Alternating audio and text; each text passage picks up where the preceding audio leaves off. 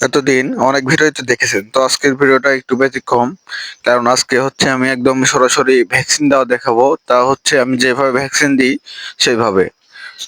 তো ভ্যাকসিন মূলত দুই ধরনের ভাবে বা দুই রকম ভাবে দেওয়া যায়। তো আরেকটা হচ্ছে এখন আমি যেভাবে দিচ্ছি সেভাবে হচ্ছে একটা, আরেকটা হচ্ছে পানিতে মিশায়।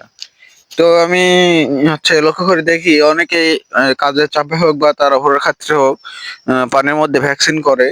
পানির মধ্যে ভ্যাকসিন করলে যে ভ্যাকসিনের যে কাজ হয় না এমন কোনো কথা নাই। কিন্তু পানির মধ্যে যদি ভ্যাকসিন করা হয় তাহলে কিন্তু সেই ভ্যাকসিনে আপনার কাজটা একটু কম হয় এবং হচ্ছে সবগুলা মুরগিতে কিন্তু সমানভাবে পায় না বা একসাথে সব মুরগি কিন্তু পানি খায় না। তো সেক্ষেত্রে আমি কি করব?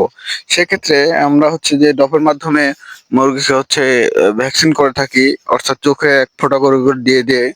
তো এভাবে যদি দেই তাহলে কিন্তু সবগুলা মুরগি সমানভাবে মেডিসিন পায়। তো আমি হচ্ছে ভ্যাকসিন করার পর এটুকু নিরাপদে থাকতে পারবো যে আমি হচ্ছে নিজেকে বলতে পারবো যে বড় কোনো রোগ হওয়ার সম্ভাবনা নাই। কারণ হচ্ছে আমি পুরোপুরি হচ্ছে মেডিসিন কিন্তু ব্যবহার করে ফেলছি বা হচ্ছে আমি রোগ প্রতিরোধের জন্য সর্বোচ্চ চেষ্টা করছি এবং ভ্যাকসিন গুলা কমপ্লিট করছি। তো এটাই মূলত উদ্দেশ্য। আর ভ্যাকসিন করলে কিন্তু মুরগি কিন্তু ভালো থাকে। তো বিশেষ করে শীতের মধ্যে বড় কোনো রোগ থেকে বাঁচার জন্য অবশ্যই ভ্যাকসিনটা ভালোভাবে করতে হবে। আর শীতের মধ্যে মুরগি কিন্তু অটোমেটিকলি হয়ে যাবে। মুরগি খারাপ হয় খুবই কম। তো তাই অবশ্যই চেষ্টা করবেন যে হচ্ছে মূলত আপনার হচ্ছে মেন পরিশ্রম দিয়ে মুরগিকে ভালো করার জন্য। এবং ভ্যাকসিন করার পরে মুরগি কিন্তু রোগ প্রতিরোধ ক্ষমতা এটা হচ্ছে অনেক বৃদ্ধি পায় এবং ভ্যাকসিন করার পরই আমি দেখি মুরগি অনেক ভালো থাকে বা সুস্থ থাকে। তো এক্ষেত্রে আরেকটা যে পদ্ধতি আছে ভ্যাকসিন করার বা হচ্ছে এই ইনজেকশনের মাধ্যমে যে ভ্যাকসিনটা করে সেটা কিন্তু করলে মুরগি অনেকটাই হচ্ছে দুর্বল হয়ে যায় পরে ২-১ দিন। তো মূলত এটা পোল্ট্রির ক্ষেত্রে করা লাগে না আমার যতদূর পরিমাণে অভিজ্ঞতা আছে।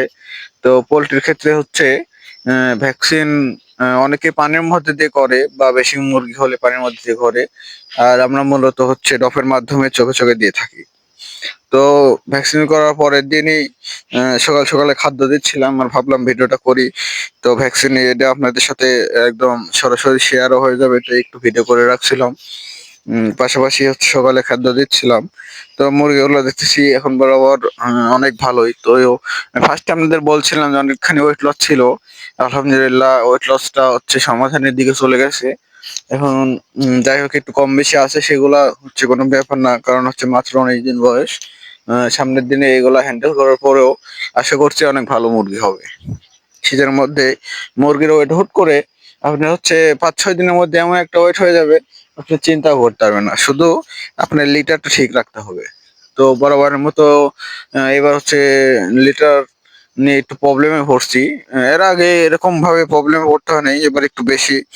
তো সে প্রবলেম থেকে হচ্ছে বাঁচার খাতিরে কিছু করে মিক্সিং করতেছি। তো আশা করতেছি এভাবেই চালানটা পার করে দিতে পারবো।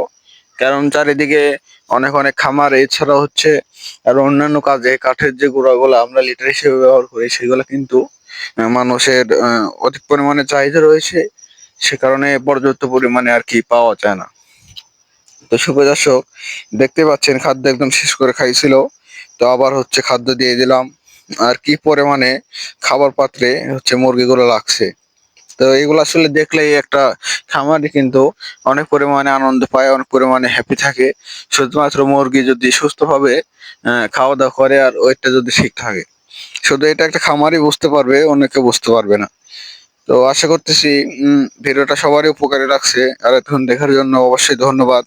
সবাই অবশ্যই চ্যানেলটিকে সাবস্ক্রাইব করে রাখুন।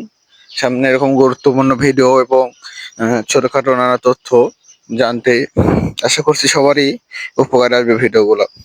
আর আর একটাই কথা, কেউ আশা ছাড়বেন না, হাল ছাড়বেন না। অবশ্যই মুরগি কিন্তু ভালো হবে। আপনি এই প্রসেসটা চালায়ে যান। আর শীতের মধ্যে বিশেষ করে মুরগি ভালো করার চেষ্টা করুন। ধন্যবাদ।